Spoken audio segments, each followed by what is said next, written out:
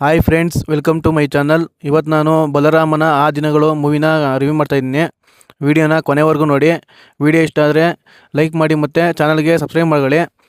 ಬನ್ನಿ, ಫಿಲಮಲ್ಲಿ ನನಗೇನು ಇಷ್ಟ ಆಯಿತು ಮತ್ತು ಫಿಲಮ್ನ ಇನ್ನೂ ಎಲ್ಲಿ ಬೆಟರಾಗಿ ಮಾಡ್ಬೋದಾಗಿತ್ತು ಅನ್ನೋದ್ರ ಬಗ್ಗೆ ನನ್ನ ಒಪಿನಿಯನ್ನ ಹೇಳ್ತೀನಿ. ಬನ್ನಿ, ವೀಡಿಯೋನ ಸ್ಟಾರ್ಟ್ ಮಾಡೋಣ. ಈ ಫಿಲಮಲ್ಲಿ ಡೈರೆಕ್ಟರ್ ಅವರು 70s 80sಲ್ಲಿ ಇರೋ ಬೆಂಗಳೂರು ಅಂಡರ್ವರ್ಲ್ಡು ಲುಕ್ನ ಇಡೀ ಫಿಲಮು ಚೆನ್ನಾಗಿಯೇ ತೋರಿಸವ್ರೆ. ಆ ವರ್ಲ್ಡ್ ಬಿಲ್ಡಿಂಗು ಚೆನ್ನಾಗೈತೆ ಇಡೀ ಫಿಲಮಲ್ಲಿ, ಅದೊಂದು. ಮತ್ತು ಅವ್ರು ಮಾಡಿರೋ ಈ ಗ್ಯಾಂಗ್ಸ್ಟರು ಸ್ಟೋರಿಗೆ ಬಲರಾಮ ಅಂತ ಒಂದು ಕ್ಯಾರೆಕ್ಟ್ರನ್ನ ಚೆನ್ನಾಗಿ ಬರ್ಕೊಂಡು ಅದಕ್ಕೊಂದು ಸ್ಟೋರಿನ ಕೊಟ್ಟವ್ರೆ. ಅದು ತುಂಬಾ ಇಷ್ಟ ಆಯಿತು. ಮತ್ತು ಕೆಲವೊಂದು ಕಡೆ ಹಳೆ ಬೆಂಗಳೂರು ಏರಿಯಾಗಳ ನೇಮ್ಗಳಾಗಲಿ ಮತ್ತು ಆಗಿದ್ದ MLAಗಳ್ದು ಫೋಟೋಗಳಾಗಲಿ ಮತ್ತು ಅವಾಗ ಆಗಿದ್ದು ಇನ್ಸಿಡೆಂಟ್ಸ್ನ ಕವರ್ ಮಾಡವ್ರೆ. ಅದು ನಂಗೆ ತುಂಬಾ ಇಷ್ಟ ಆಯಿತು, ಅದೊಂದು. ಮತ್ತು ಈ ಫಿಲಮಲ್ಲಿ ಬಲರಾಮ ಕ್ಯಾರೆಕ್ಟ್ರ್ ನಂಗೆ ತುಂಬಾ ಇಷ್ಟ ಆಯಿತು. ಆ ಕ್ಯಾರೆಕ್ಟ್ರನ್ನ ಮಾಡಿರೋ ವಿನೋದ್ ಪ್ರಭಾಕರ್ ಆ್ಯಕ್ಟಿಂಗ್ ಅಂತೂ ಇಡೀ ಫಿಲಮ್ ಒನ್ ಮ್ಯಾನ್ ಶೋ ಥರನೇ ಆ್ಯಕ್ಟಿಂಗ್ ಮಾಡವ್ರೆ. ಅದು ನಂಗೆ ತುಂಬಾ ಇಷ್ಟ ಆಯಿತು. ಡೈರೆಕ್ಟರು ಈ ಕ್ಯಾರೆಕ್ಟರ್ನ ಒಂದು ಪ್ರಾಪರ್ ಸ್ಟೋರಿ ಥರನೇ ಯೂಸ್ ಮಾಡ್ಕೊಂಡವ್ರೆ. ಅದು ನಂಗೆ ತುಂಬಾ ಇಷ್ಟ ಆಯಿತು. ಮತ್ತು ಫಸ್ಟ್ ಹಾಫ್ ಅಲ್ಲಾಗಲಿ ಸೆಕೆಂಡ್ ಹಾಫ್ ಅಲ್ಲಾಗಲಿ ಈ ಕ್ಯಾರೆಕ್ಟ್ರ್ ಸುತ್ತ ನಡೆಯೋ ಒಂದು ಈವೆಂಟ್ಸ್ನ ಚೆನ್ನಾಗಿಯೇ ಬರ್ಕೊಂಡವ್ರೆ ಡೈರೆಕ್ಟ್ರು. ಅದು ನಂಗೆ ತುಂಬಾ ಇಷ್ಟ ಆಯಿತು, ಅದೊಂದು. ಮತ್ತು ಹೀರೋಯಿನ್ ಕ್ಯಾರೆಕ್ಟ್ರು ಅಷ್ಟೇ ಫಸ್ಟ್ ಹಾಫಲ್ಲಿ ಆ್ಯಾವ್ರೇಜ್ ಅಂತ ಅನಿಸುತ್ತೆ. ಆದರೆ ಸೆಕೆಂಡ್ ಹಾಫಲ್ಲಿ ಆ ಕ್ಯಾರೆಕ್ಟರ್ಗೂ ಸ್ವಲ್ಪ ಇಂಪಾರ್ಟೆನ್ಸ್ ಕೊಟ್ಟವ್ರೆ ಡೈರೆಕ್ಟ್ರು. ಅವರು ಕೂಡ ಚೆನ್ನಾಗಿಯೇ ಆ್ಯಕ್ಟಿಂಗ್ ಮಾಡವ್ರೆ, ಹೀರೋಯಿನ್ನು.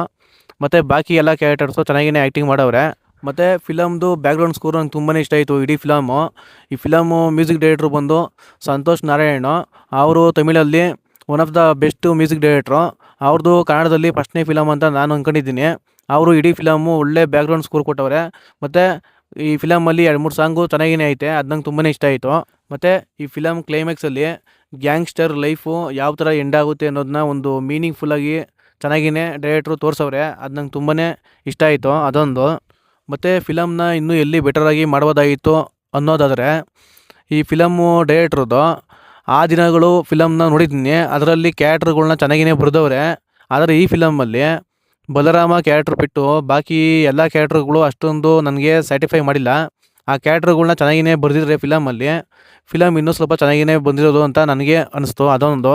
ಮತ್ತು ಈ ಫಿಲಮಲ್ಲಿ ಬರೋಂಥ ಕ್ಯಾರೆಕ್ಟರ್ಸ್ ಆಗಲಿ ಮತ್ತು ಫಿಲಮ್ ಸ್ಟೋರಿ ಆಗಲಿ ಸೇಮ್ ಟು ಸೇಮು ಎದೆಗಾರಿಕೆ ಮೂವಿ ಥರನೇ ಐತೆ. ಅದು ನಾನು ಈ ಫಿಲಮ್ ನೋಡಿದ ಮೇಲೆ ನೆನೆಸ್ಕೊಂಡೆ. ನಿಮಗೂ ಏನಾರ ಆ ಥರ ಈ ಫಿಲಮ್ ನೋಡಿದ್ಮೇಲೆ ಆ ಫಿಲಮ್ ಏನಾರ ನಿಮಗೆ ನೆನಪು ಬಂದಿದ್ದರೆ ಕಮೆಂಟ್ ಮಾಡಿ. ಮತ್ತು ಈ ಫಿಲಮು ನೀವು ವಿನೋದ್ ಪ್ರಭಾಕರ್ ಅವರ ಫ್ಯಾನ್ ಆಗಿದ್ದರೆ ಆರಾಮಾಗಿ ಥಿಯೇಟ್ರಲ್ಲಿ ಎಂಜಾಯ್ ಮಾಡ್ಬೋದು. ಮತ್ತು ಬೇರೆಯವರು ಥಿಯೇಟ್ರಲ್ಲಿ ಒನ್ ಟೈಮ್ ವಾಚಬಲ್ ಅಂತ ಹೇಳ್ತೀನಿ. ಸಿಗ್ತೀನಿ ಮುಂದಿನ ವೀಡಿಯೋದಲ್ಲಿ. ಬಾಯ್.